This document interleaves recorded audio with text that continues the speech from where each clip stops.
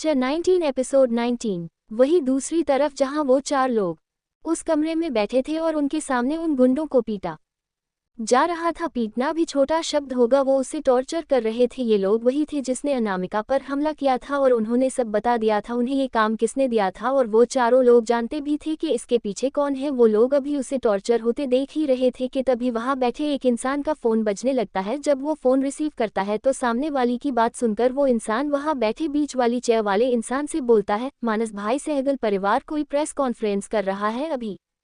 अब आगे वही ये सुन मानस को समझ नहीं आता है कि हुआ क्या है। अभी वो कुछ बोलता उससे पहले ही सितारा की आवाज़ सबके कान पर पड़ती है, जो हैरान होकर बोल रही थी, ऐसा क्या हुआ है सहगल फैमिली के साथ भाई? वही समर बोलता है, पता नहीं, वो लोग अभी लाइव है, देखते हैं हुआ क्या है। ये बोल वो अपना फ़ोन निकाल लेता है और प्रेस कॉन्फ्रेंस देखने लगता है। वही सहगल फैमिली के गार्डन में सुरेश जी सभी रिपोर्टर के सामने खड़े थे और सभी रिपोर्टर एक एक सवाल कर रहे थे। वही सुरेश जी शांति से सवाल और अपने ऊपर इल्ज़ाम सुन रहे थे। थोड़ी देर बाद जब वो परेशान हो जाते हैं तो वो अपना हाथ ऊपर करके सबको शांत रहने का इशारा करते हैं। वही उनकी बात सुनकर सब शांत हो जाते हैं। फिर वो अपनी बात शुरू करते हुए बोलते हैं, हम जानते हैं आप सबके मन में बहुत सारे सवाल चल रहे हैं और आज हम आप सबको उन सारे सवालों का जवाब देंगे, तो एक एक करके आप अपने सवाल कर सकते हैं। पहला रिपोर्टर खड़ा होता है और पूछता है, मिस्टर सहगल, पूरे इंटरनेट पर आपकी बेटी की हुई हरकत की वजह से सब सहगल परिवार से जवाब की उम्मीद करते हैं। वही दूसरा रिपोर्टर बोलता है, मिस्टर सहगल, मिस मायरा सहगल का एक वीडियो वायरल हो रहा है जिसमें वो बता रही है कि कैसे वो कॉलेज स्टूडेंट के बच्चों के साथ रैगिंग करती थी और उनकी वजह से बहुत सारे बच्चों ने कॉलेज छोड़ दिया है और कुछ बच्चों ने सुसाइड अटेम्प्ट किया है। वही अगला रिपोर्टर बोलता है, मिस्टर सहगल, इंटरनेट पर आपकी बेटी की बहुत सारी फोटोज वायरल हो रही है, वो भी आपत्तिजनक जगह पर, आप क्या कहना चाहेंगे इस बारे में? वही अगला रिपोर्टर बोलता है, मिस्टर सहगल, कहा तो ये भी जा रहा है कि आपको जितने भी प्रोजेक्ट मिल रहे हैं वो मिस मायरा की वजह से मिल रहे हैं। वही अगली रिपोर्टर बोलता है, सर, मिस मायरा सहगल के ऊपर बहुत सारे ड्रग्स केसेस भी है जिससे वो बार बार सहगल परिवार की वजह से बच जाती है, क्या आपका परिवार लोगों को दबाता है? वही सबका सवाल सुन सुरेश जी के हाथ की मुठ्ठियां बनती जा रही थी। वही सबको रोकते हुए वो बोलते हैं, हम आप सबके सवालों का जवाब जरूर देंगे। हम जानते हैं आप सबके मन में बहुत सवाल है, तो हम आप सबके पहले सवाल का जवाब देते हैं। मायरा का हमारे परिवार से कोई लेना देना नहीं है। वही ये सुनकर तो वहाँ हर कोई हैरान हो जाता है, ऐसा हो कैसे सकता है, पूरे शहर को ये बात पता है।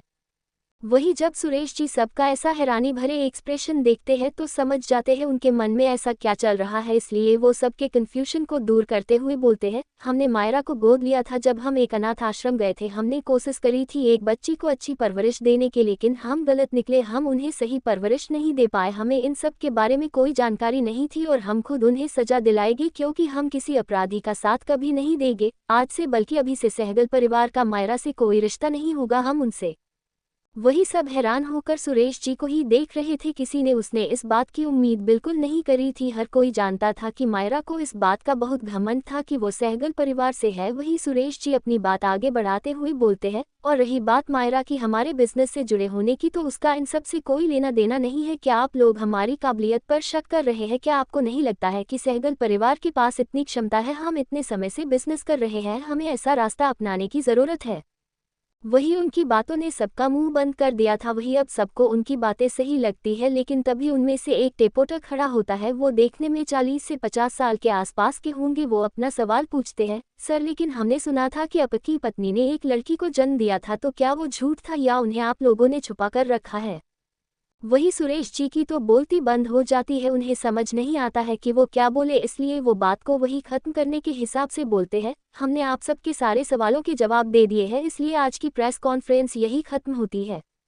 वही ये बोल वो अपने असिस्टेंट को सब संभालने को बोल वहां से चले जाते हैं।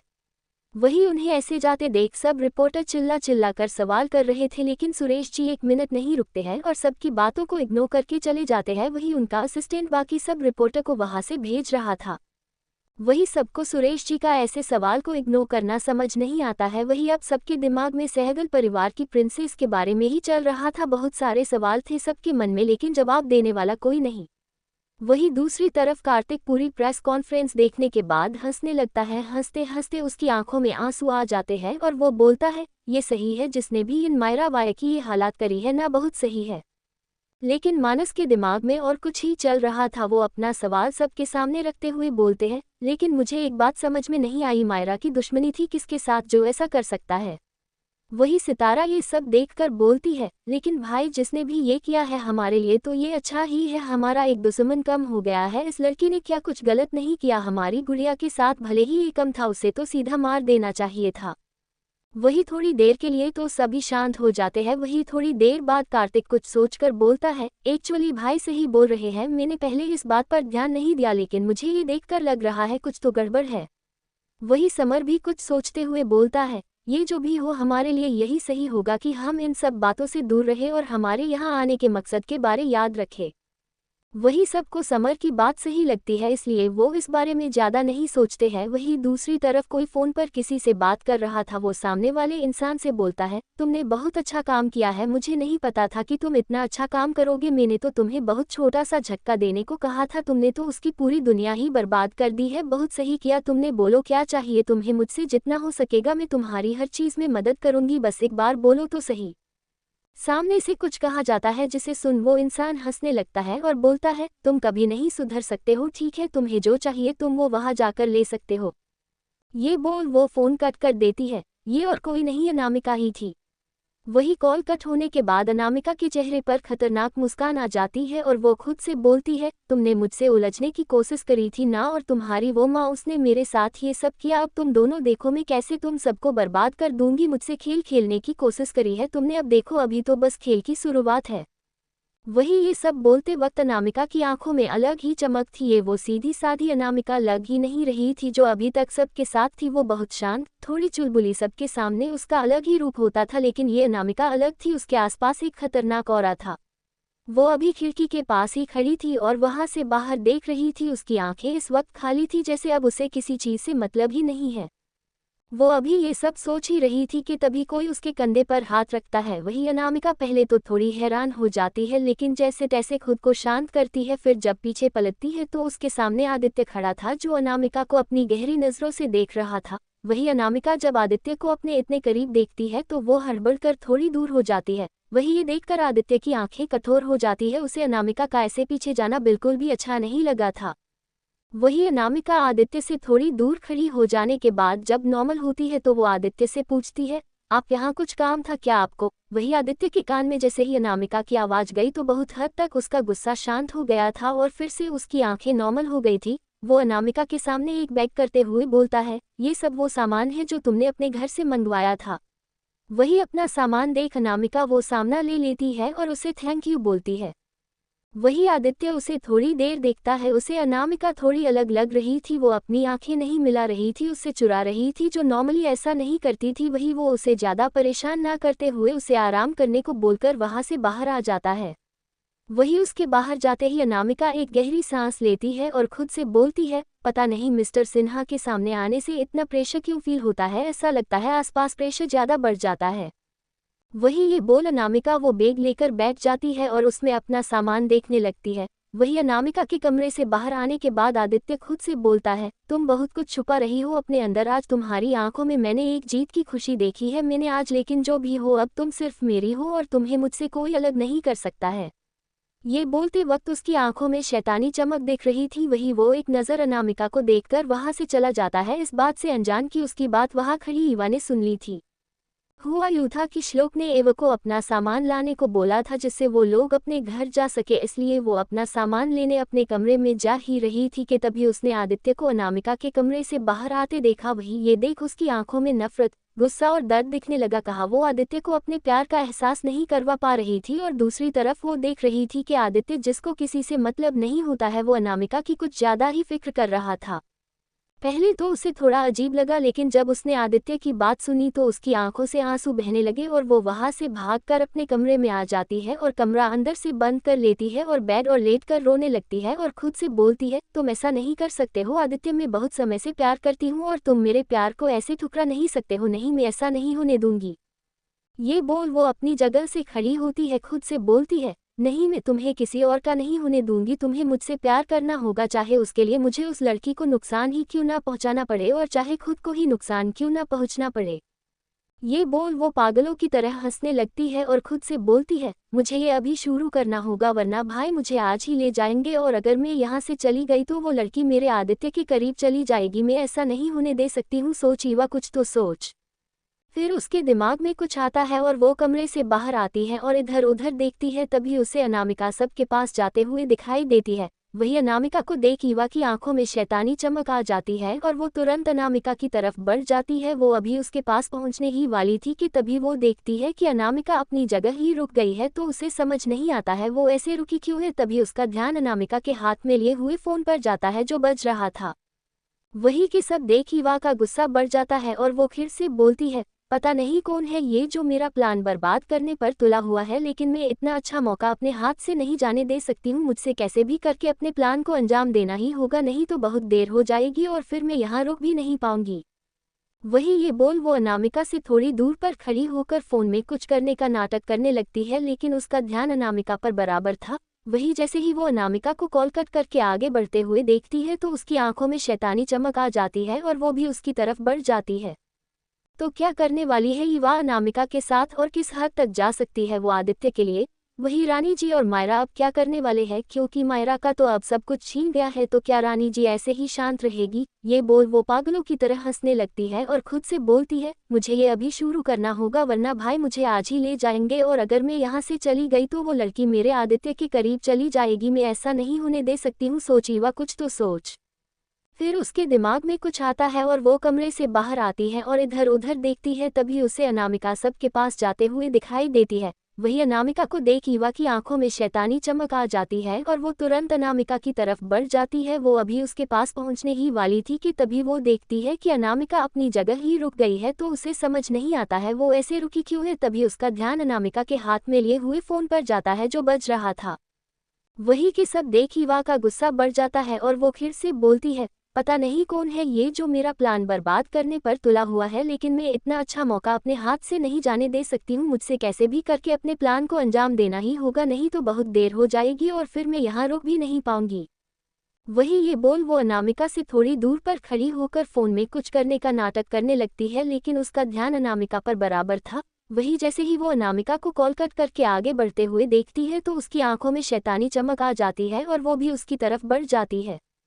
अब आगे वही अनामिका अभी सीढ़ियों के पास खड़ी थी और वो अपना फोन रख कर नीचे जा ही रही थी कि तभी अचानक से ईवा जो फोन चलाने का नाटक करके अनामिका की तरफ आती है। जब वो अनामिका को सीढ़ियों के पास देखती है तो उसकी आंखों में चमक आ जाती है और वो अनामिका से टकराने का नाटक करती है। उनकी टक्कर बहुत तेज थी, वही अनामिका तो बैलेंस ही नहीं कर पाई। वो सीढ़ियों से नीचे गिर रही थी, लेकिन गिरने से पहले उसने ईवा को भी अपने साथ खींच लिया। वही ईवा ने ये नहीं सोचा था अनामिका के साथ साथ वो भी गिरने लगती है। इसके साथ दोनों की चीख निकल जाती है। वही सब लोग जो हॉल में बैठे थे सबके कानों पर जब चीख पड़ती है तो सबका ध्यान वहां चला जाता है। वही अनामिका और ईवा को ऐसे गिरते देख सबके दिल की धड़कनें तेज हो जाती है और सब एक साथ चिल्लाते हैं, आरू ईवा। ये आवाज वहां हर जगह फैल जाती है।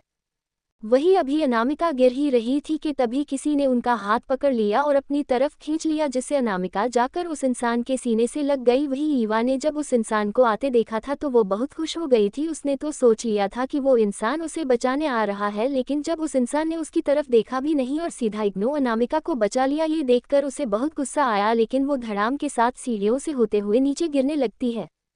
वही वो जैसे ही गिरते हुए नीचे पहुंचती है तो उसके पैर पर चोट लग जाती है। वही सब भागकर उसके पास पहुंचते हैं और श्लोक तुरंत उसके पास बैठकर पूछता है, ईवा तू ठीक है ना।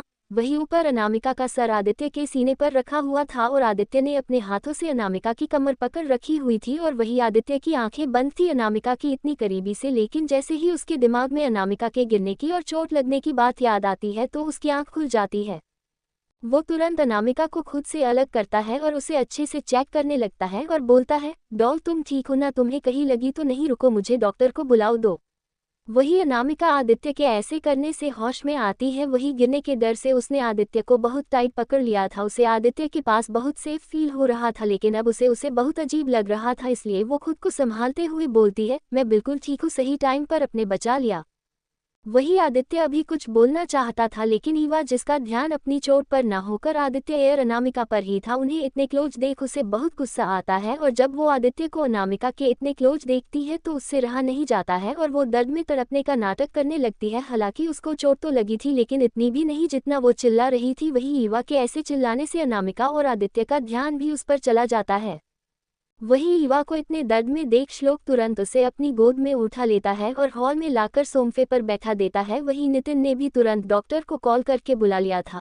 वही ये सब देख अनामिका भी उनकी तरफ बढ़ने के लिए आगे बढ़ने ही वाली थी कि तभी एकदम से आदित्य उसे अपनी बाहों में उठा लेता है। ये सब इतना जल्दी हुआ कि अनामिका को तो कुछ समझने का मौका ही नहीं मिला, लेकिन थोड़ी देर बाद जब वो होश में आती है तो आदित्य की गोद से उतरने की कोशिश करती है।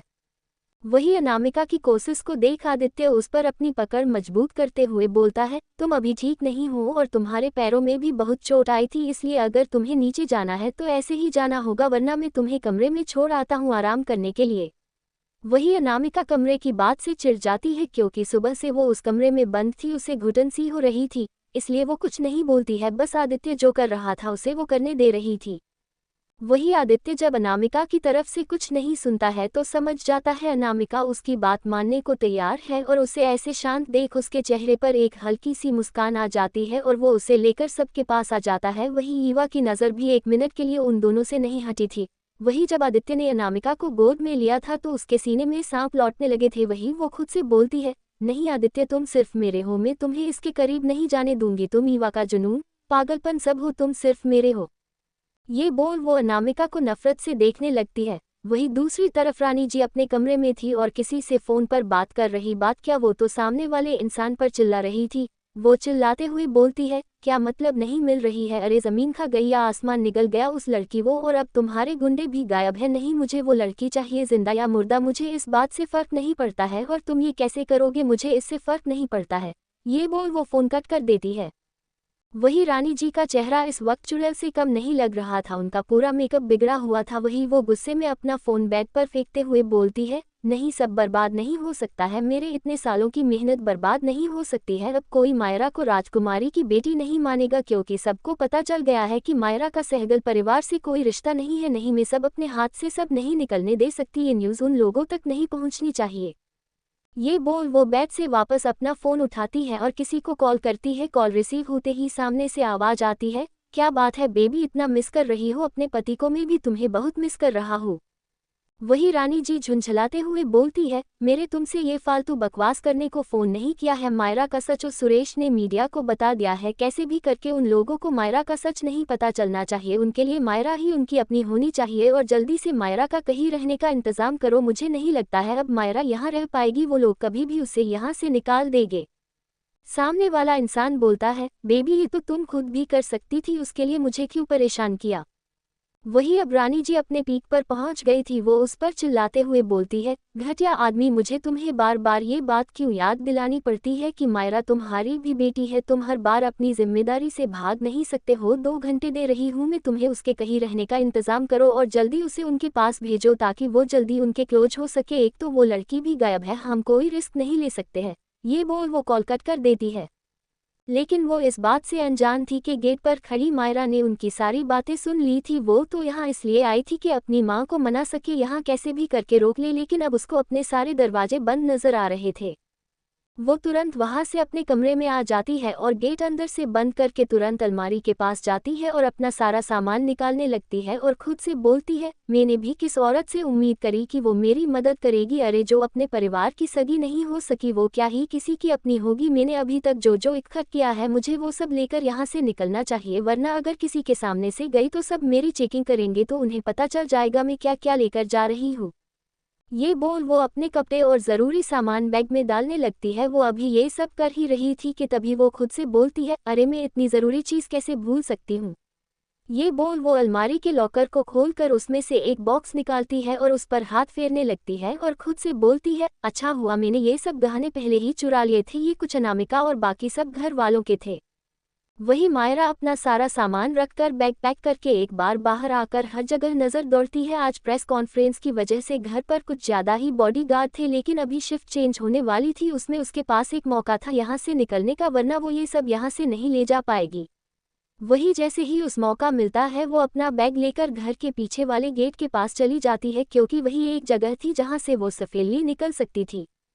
वही घर से बाहर निकलते ही वो थोड़ी दूर आ जाती है, फिर वहां से ऑटो करके निकल जाती है, लेकिन जाते वक्त भी उसकी नज़र सहगल मेंशन पर ही थी। वो खुद से बोलती है, मुझे पता है मेरे बहुत सारे दुश्मन हैं, लेकिन ये सिर्फ तुम ही कर सकती हो अनामिका। अब देखो कैसे मैं तुम्हें बर्बाद करती हूँ। तुमने मुझसे मेरा सब छीना, तुम्हारी वजह से घर पर सबने मुझ पर मारा और हाथ उठाया। अब तुम देखती जाओ, मैं तुम्हें बर्बाद करके ही दम लूंगी। ये सब बोलते वक्त उसकी आंखें लाल थी। वही दूसरी तरफ कार्तिक, मानस, सितारा और समर हॉल में बैठे थे और उनके दिमाग में बहुत कुछ चल रहा था। तभी कार्तिक के फ़ोन पर एक मैसेज आता है। ये देख कार्तिक अपना फ़ोन उठता है तो देखता है ये एक ऑडियो मैसेज है, तो वो बिना ज़्यादा ध्यान दिए कि उस ऑडियो को प्ले कर देता है। लेकिन जैसे ही सामने वाले की आवाज़ सुनते हैं तो सब वहाँ शॉक हो जाते हैं, क्योंकि ये रानी जी और उस इंसान की कन्वर्सेशन की ऑडियो थी, क्योंकि उन्होंने रानी जी के फ़ोन को टेप कर रखा था।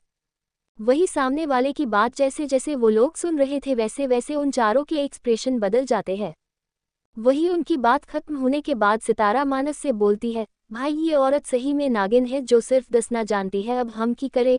वही वो आगे कुछ बोलती उससे पहले ही समर उसे रोकते हुए बोलता है, सितारा शायद तुमने बातें सही से नहीं सुनी, हमारे पास उस इंसान को पकड़ने का लिए क्लू है। वही ये सुन सितारा हैरानी से समर को देखती है, फिर वापस से वो याद करने लगती है कि क्या क्या बात हुई थी।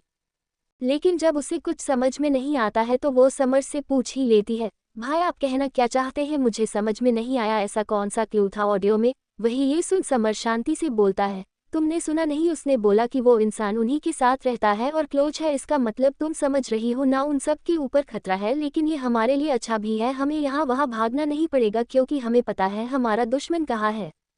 वही समर की बात सुनकर अब सितारा के दिमाग की बत्ती जलती है और वो खुश हो जाती है। वही मानस कार्तिक की तरफ देखते हुए बोलता है, कार्तिक उन्हें फ़ोन करके ये सब बता दो, उनका सावधान होना ज़रूरी है, लेकिन इस बात का ध्यान रखना कि इसे थोड़ा सा भी शक नहीं होना चाहिए। वही अपने भाई की बात सुनकर कार्तिक तुरंत किसी को कॉल लगा देता है। वही थोड़ी देर बाद कॉल रिसीव होती ही कार्तिक बोलता है, प्रणाम बड़े बाबा। वही ये सुन फ़ोन के दूसरे साइड से भी एक भारी आवाज़ आती है, आयुष्मान भव। तो आज इतने समय बाद कैसे याद किया आपने हमें? किसको किया है? कार्तिक ने फ़ोन किया होने वाला है आगे, और क्या करने वाली है ईवा और मायरा? भले ही दोनों की नफरत की वजह अलग है, लेकिन उनका दुश्मन एक ही है, तो कैसे बचेगी अनामिका, और क्या आदित्य बचा पाएगी अनामिका को? कटोरिया के देखने के लिए ज़्यादा लाइक, शेयर, कमेंट और सब्सक्राइब कीजिए। इसका क्रेडिट ऑथर को जाता है।